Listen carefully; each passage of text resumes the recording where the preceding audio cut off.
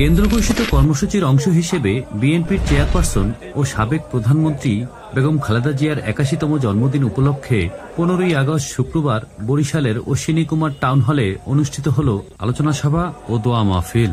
অনুষ্ঠানে সভাপতিত্ব করেন সাবেক জাতীয় সংসদের হুইপ ও বরিশাল সিটি কর্পোরেশনের সাবেক মেয়র মুজিবুর রহমান সরওয়ার। এ সময় উপস্থিত ছিলেন মহানগর ও জেলা বিএনপির নেতৃবৃন্দ সহ বিভিন্ন অঙ্গ ও সহযোগী সংগঠনের শীর্ষস্থানীয় ব্যক্তিরা ও অসংখ্য নেতাকর্মী।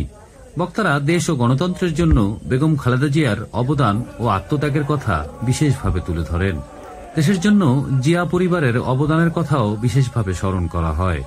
বক্তারা দেশের বর্তমান রাজনৈতিক পরিস্থিতি নিয়েও আলোচনা করেন।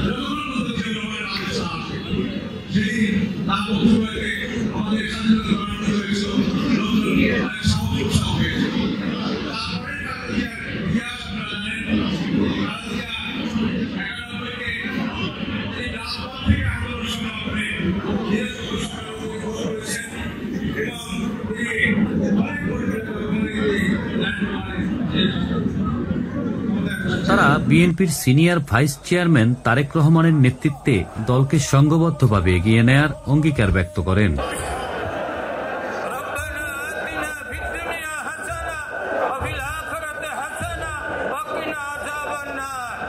আলোচনা শেষে বেগম খালেদা জিয়ার সুস্থতা ও দীর্ঘায়ু এবং দেশের শান্তি ও উন্নতির জন্য বিশেষ দোয়া ও মোনাজাত করা হয়।